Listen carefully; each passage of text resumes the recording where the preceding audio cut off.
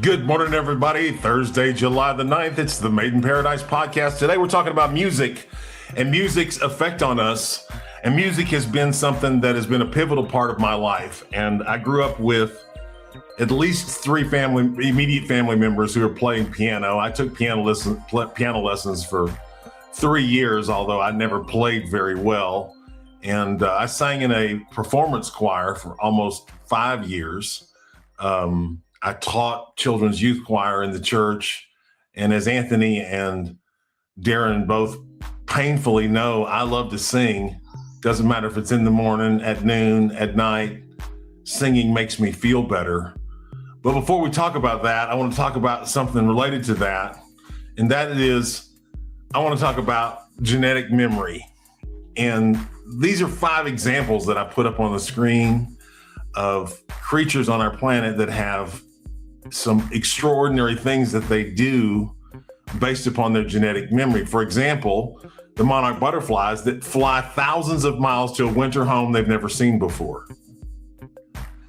The creation of spider webs, and we know how intricate spider webs can be, but there's no spider web school, right? Beavers that raised completely alone can instinctively build strong dams the exact moment they hear running water, right? Sea turtle babies that can navigate across massive oceans using a built-in magnetic map in their brain. And weaver birds, we have a lot of these in Costa Rica. They make these big teardrop-looking nests in Cahuita where Anthony lives. You can see people hanging those weaver bird nests around after the birds are finished with them. They look like a big teardrop. That's probably, some of them are a meter long. And sometimes you look up in the tree, there'll be 30 or 40 of them up in a tree, right?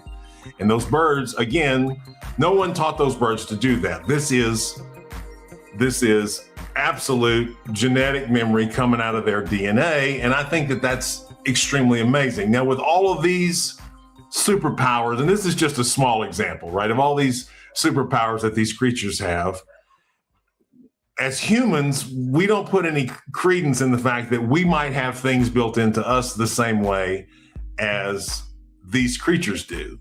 And I want to just, there's a book that I read years ago, and it's called The 100th Monkey.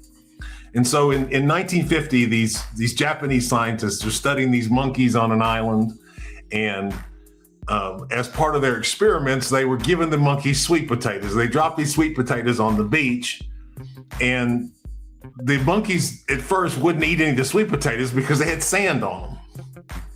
And so after a while, they kept putting them out there, and the ones that had sand on them, they just wouldn't eat them. They just leave them alone. And after a while, a young female monkey grabs one of those sweet potatoes that's left with the sand on it, because there's no others, right? They ate all the ones without the sand. These have sand on them. She takes one and she goes down to the ocean and washes it off. And then over the next few years, that same female monkey begins to teach all of the monkeys in the tribe how to wash the sweet potatoes. But this is the very interesting part. Over the course of years, they keep observing until all of the tribe, they drop them all in the sand, and the whole tribe just goes out there, gets them, and goes and washes them off and eats them. Till the entire tribe knows this is the thing that's going to blow your mind. About the time the 100th monkey learns to wash the sweet potatoes, a whole other group of monkeys on another island that never knew those monkeys all start washing the sweet potatoes at the same time. And they find other groups and other groups and other groups, and they've all learned to wash the sweet potatoes, yet not had any contact with one another. Now, this brings back, things like the building of pyramids all over the world when civilizations didn't contact one another. But I want to talk about music, how it affects us, and how it affects our DNA. Now, researchers at Harvard Medical School studied the impact of chanting, which is we call Kirtan chanting. So I have subjected Darren and Anthony to countless hours of listening to me listen to chanting.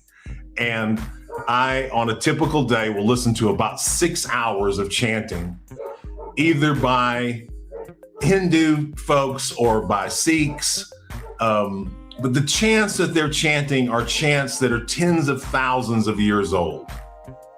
And so Harvard Medical School researched this chanting and proved that a few minutes of chanting acts like a cellular light switch, turning off the specific genes that trigger chronic stress and inflammation. At the same time, the chanting wakes up the dormant genes responsible for cellular healing and longevity, meaning we can literally rewrite our genetic expression using nothing but our voice. And what the saints tell us, the Indian saints, the illuminated saints, is that when we do this chanting, we're activating genetic memory from our ancestors tens of thousands of years ago. But the bottom line of all of that is you literally feel better when you chant. When you're chanting these chants that have been around for thousands of years, and they all have a very positive message, very, very positive message. So when you're chanting this, you're actually improving your health by doing it. And I would say, by the same token, when you listen to garbage, you're also programming yourself in a negative fashion. So with that being said, Anthony Ferguson, what would you like to talk about regarding music and its effect on us? Like what Marley said, he said, music is life. What do you think about it? Do you really think that music is life in all meaning? Well, I think it was for Bob Marley. I think when you say music is life, you have to contextualize that at some point. But it would be very hard for me to imagine life without music. I mean, I literally every morning am listening to an invocation. It may be the Hanuman Chalisa. Ardas Bari is one of my favorite chants, and that's what I'm listening to every morning. And so I do feel more alive listening to that chanting, and I do miss it if it's not there.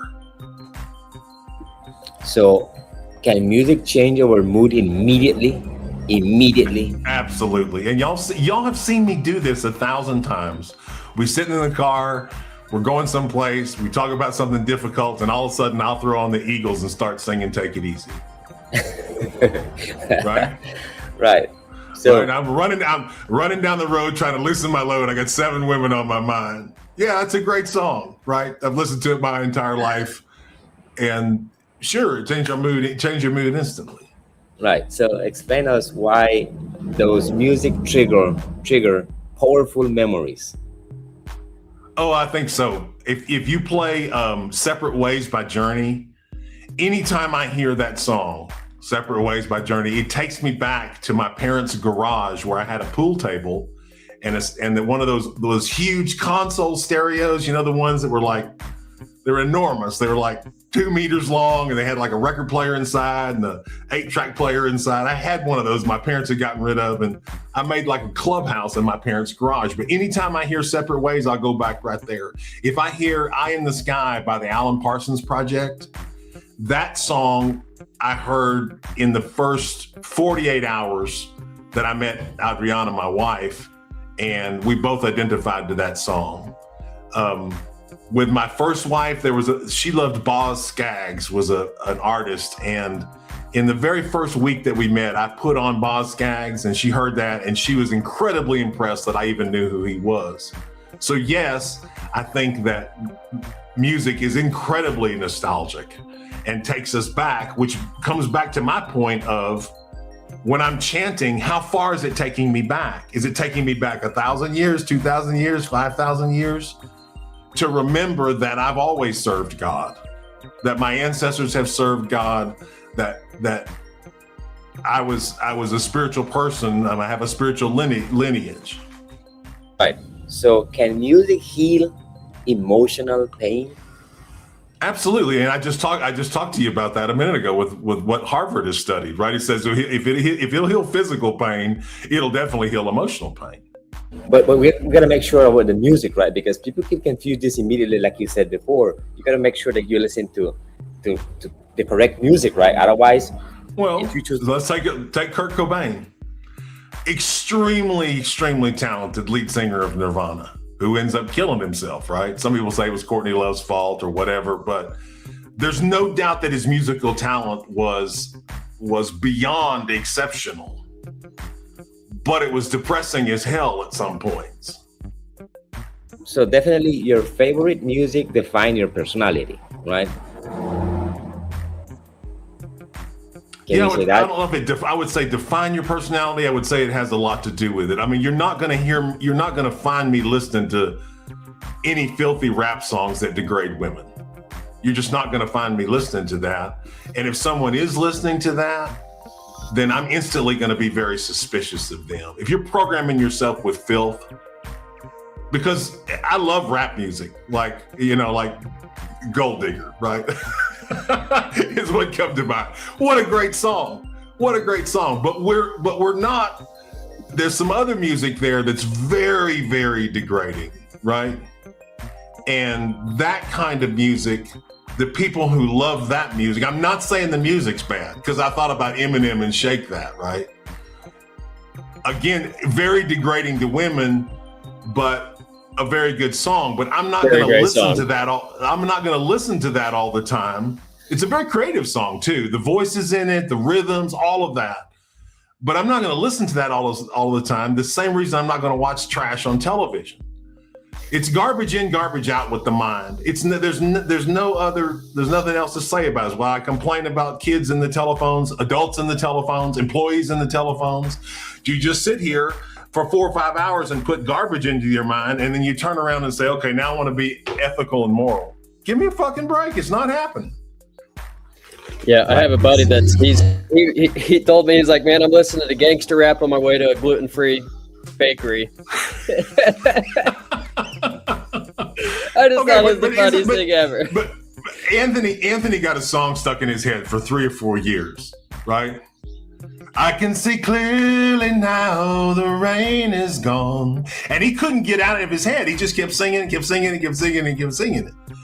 And that song is about choosing happiness in the face of negativity. And it was, and he just kept on singing and kept on singing and kept on singing. Normally when I get one stuck in my head, I can just go listen to it and think, okay, it's done. But not Anthony. Yeah, I can listen to that song all day long.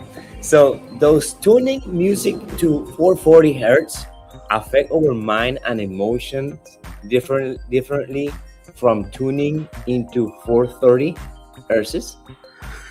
I don't know enough about those frequencies, Anthony, to answer that question for you. But my meditation software that I use is called Holosync, and Holosync functions by you put on a set of headphones that go over your ears, and it functions by playing 2 different frequencies, one in each ear. And what that causes the brain to do is it causes the brain to try to reconcile those 2 frequencies. And when it does, it moves you from alpha, beta, theta, gamma by doing that. So the frequencies, and this is something I've been interested in recently, as a matter of fact, because chanting Om is the same thing. If you chant Om correctly, you take in a deep breath and you go,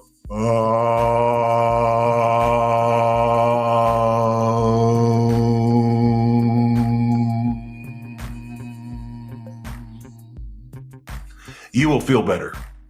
You will feel it in your body immediately. You'll feel a little bit better. If you just keep doing it, you just keep on doing it, because I've spent hundreds of hours oming with Sadhguru, putting his oming in my ears and oming with him. So yes, I absolutely believe in the healing power of musical frequency. Okay, perfect. So my last question, is there a universal language in music? Well, music is mathematically based, right? So all music is based in math. So there is that language there. I think that music is its unique form of communication that hits us in a completely different way than any other form of communication. I hope that answers your question. Right.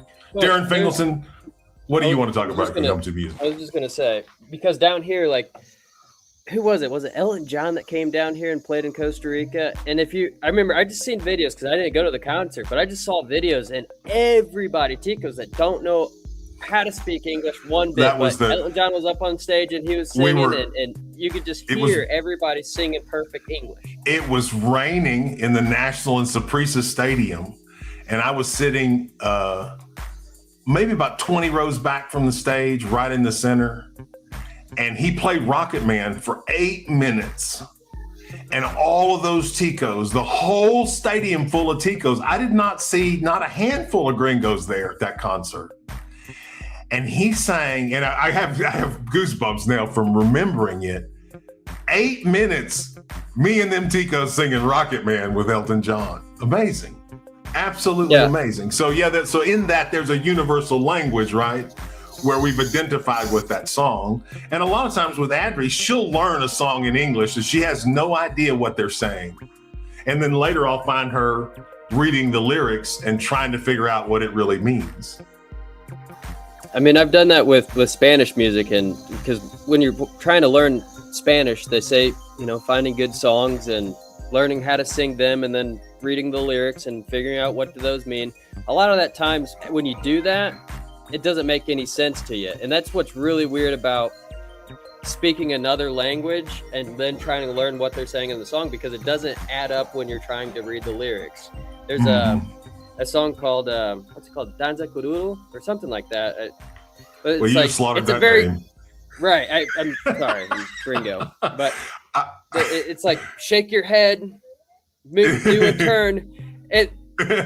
When it's in Spanish, it sounds fantastic. It sounds great. In English, it sounds horrible, right? Horrible. Right. So, Anthony, it's like Titi me pregunta, right? Yeah. Titi me pregunta. Hey. Right. And I really began to appreciate some of Bad Bunny's music because it's so creative, but it's completely different than gringo music. Right. And being married to a Latina, I've been exposed now to a lot of Latin music. And I like all music if it's creative and it has a good message behind it. Right. If it has a bad negative message behind it, I'm just not I might listen to it and say, yeah, it's a good song, but I'm not going to continually put it into my brain because I'm so careful about the garbage in, garbage out factor. I agree completely. Anthony, my question to you, growing up in Cahuita, what was the soundtrack that you had as a child that really got you through everything? Well, back in the time, we used to listen a lot to Bob Marley, UB40, and then my grandfather, right? Because he was Calypsonian, right? So, and wait just a second. Let's not skip over this for a minute because our listeners will be interested. Anthony's grandfather is Walter Ferguson, who invented Calypso music. He is the creator of Calypso music. So just want to make that because Anthony's all modest about it, but yeah, they're having a Calypso festival. They're having a Calypso festival in 2 weeks in Cahuita called the Walter Ferguson Festival. Yeah, that's right. So I grew up listening to, like John said, to let's say good music, because we could choose. Back in the time, there was bad music as now. So we always choose like the message behind the singer. So in Calypso, the idea of Calypso is they're gonna give you a story, and they're gonna create a song in that story, or the story in a song, right? So all you listen in Calypso is a story. So if John had a situation with his employee, you're gonna create a song. So all the things that say in Calypso is all truth, right? So I would say Bob Marley, UB40, and my grandfather. I grew up listening to those music. And that reminds me of I grew up in Louisiana and listening to all the black folks in the blues. It's the same thing. They're telling a story in a different way, right? The Creole music, they're telling a story in a different way because music is a way. And if you go back into the slave times and the Civil War, music was something that got people through, and it transmuted a message. It translated a message that needed to be heard in a way that wasn't so offensive to the what do we want to call it? The slave masters at that time, right? And then I think about also the Bob Dylans of the world. And in the 60s and 70s, when the music was pointed at the government and the atrocities that the government was committing. Like, for example, Crosby, Stills and Nash talking about the massacre at Kent State, where they shot those students, right? That kind of music, I think, is incredibly powerful. Yeah, I agree completely. Anthony, I have one more question for you, and it's the music that you just said, the majority of it's in patois, right? It's English patois, right? Right, from my grandfather, yes. Right. So when you're listening to it, because you're Spanish speaking, English, and patois, which of those three is obviously, do you feel the most effect from? Is it patois? And do you have any other difference between Spanish and same feeling with Spanish and English? Honestly, I learned Spanish at school, right? My first language was patois. So I always said to my wife that for her, it would be more easier to learn English than for myself, because I have the patois, right, in my brain.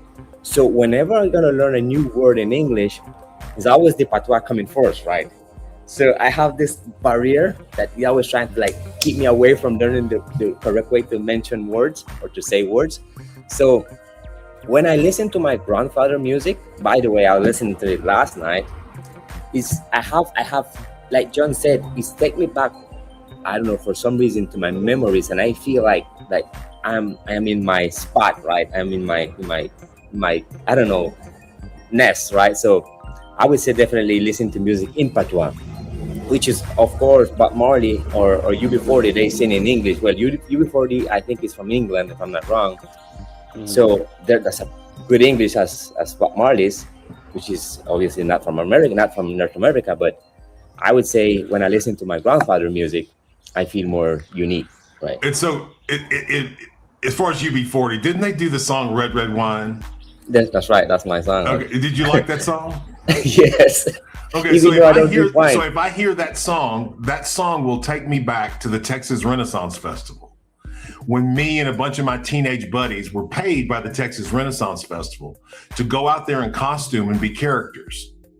And one night we were all sleeping, like 12 of us sleeping in a 10-man tent. And so you get 12 guys all in there like this, right? And you can't imagine the farting, right? You just can't imagine how bad that was, right? A bunch of guys all been drinking and eating fried food, and then we all go lay down together after having drunk. But we got rained out this one night, and we couldn't find one of the guys. We didn't know where he was. Well, the guys that come with us were out looking for him, and for whatever reason, we had been listening to UB40. So anytime that red wine, anytime that comes on, I'm instantly transported back to the Texas Renaissance Festival. It's amazing how that goes, right? Just like it just sucked you back right into that time period. So, John, my question to you, is there a specific song that represented a chapter in your life? Yeah, you look back on, you go, all kinds, like in the 70s was this, and the 80s was this. Yeah, I mean, but my memory is better than most. Sharp. And so you could play 100 songs, and all 100 of those songs will bring up a different memory. I mean, there's certain songs that'll bring up, certain girlfriends or businesses or trips I took or whatever. And my musical taste has continued to evolve my entire life. And you know that too, Darren, that I'm always coming up with a new song. You're coming up with a new song. I mean, I love redneck music. I love Zac Brown country, and I love country rock. But I spend most of my time listening to chanting, right? So I really have a very, broad taste in music, and I appreciate it and use it for all it's positively worth. Yeah, you've certainly taken a right turn. When did you start listening to Hindu chanting music? Right about Just the chanting time in that, general. Right about the time, it's been about 7 years ago, right about the time that my guru, Baba Neem Karoli, came into my life. Okay. So I'm just curious now, because you've had such a wide variety of music that's entered your life. What do you think on your funeral? What's the one song that you want played during that? AC/DC's Back in Black.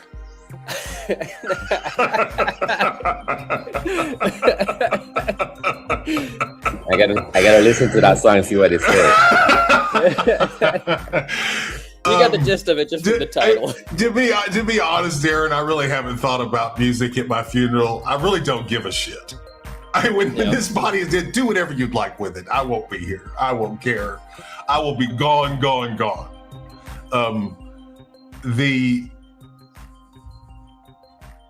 People put a lot of emphasis. Brooks, my mentor, put a lot of emphasis in his funeral, but his emphasis in his funeral was the message for everybody else, right? He didn't really care about his body or any of that. I don't recall that he chose any music at his funeral. I don't want to get emotional, but at his funeral, I sang Dan Fogelberg's Leader of the Band, which is about a son and a father. And it's a son singing to his father saying, "Thank you for mentoring me so." And so I sang that a cappella without music in front of 300 ex-mayors, police officers, sheriff's officers, city councilmen. I mean, it was the who's who, his funeral, of law enforcement and of city government, because that's where Brooks spent most of his life. That's who came to the funeral. And there people were out there in uniform, and there was cars there, and there was, the fire chief. I mean, just everybody was there. That was one of the scariest things I ever did in front of a crowd. And I don't have any problem with public speaking. I can do it in a heartbeat. But to do that and to not be emotional while I was singing it. So at my wife's funeral, my first wife's funeral, when she died, I had the Christian rock band that we had spent so much time with. It was a rock band at our church, Christian rock band. They came and sang at her funeral. It was very upbeat, right? And I think that if whoever you two are involved when I die, y'all should have a party. That's what I would want, right? It will be a party. Sing, have a party. I finished, right? It'll be over with. I finished. All right. Got me talking about Brooks and emotional. What else, Darren? We're at 28 minutes talking about music. That's it for me. Ladies and gentlemen, this has been the Made in Paradise podcast. We do it every day, Monday through Friday. We're available on YouTube and Facebook and wherever else you get your highly informational podcasts. This podcast is sponsored by Proven Performer. It's the three guys on the screen, and we do big closeout deals. If you have an inventory problem that you need to deal with, buying or selling, we'd love to talk to you about that. Darren's going to put some information up at the bottom of the screen. Reach out to us by WhatsApp or by email. Our deal of the day is these EXO drones. It's 2,732 flyable drone kits. 7,600 pieces, lots of extra batteries and parts. These are all brand new, came out of a bankruptcy. All these flyable drone kits are all in retail box. You can reach out to us. We have a complete manifest, $628,000 worth of product here. And this is at current street value. These are professional drones. Some of them retail $499, $599. Obviously the price of drones has dropped, but a lot of common technology here. So this is not like weird stuff. It's really, really an incredible deal. And you're not going to believe this. It's $69,000. Take it all. X-Works, Illinois. We got pictures. We got a manifest. If you're interested in drones, this is the time to get them. Christmas is coming. Anything toy related, right? Like this is going to quickly become unavailable by the time we hit August or September. It's just gone, right? You can't find toys, can't find this kind of stuff. Really a once in a lifetime opportunity. 2,732 flyable drone kits. It works out about $25 a flyable drone and getting all the accessories for free. That's what $69,000 is. Really, really incredible deal. Reach out to us if you can use this. This is all of the inventory, so you can control all these SKUs. If you're an eBay seller, you're a whatnot seller, you've got a lot of parts here that anybody who has EXO drones needs. Extra batteries, propellers, chargers, lens filters, all kinds of stuff, all brand new. So please reach out to us if you can use this inventory. Thanks again for watching. It's been the Made in Paradise podcast. We'll see you tomorrow. Stay classy, San Diego.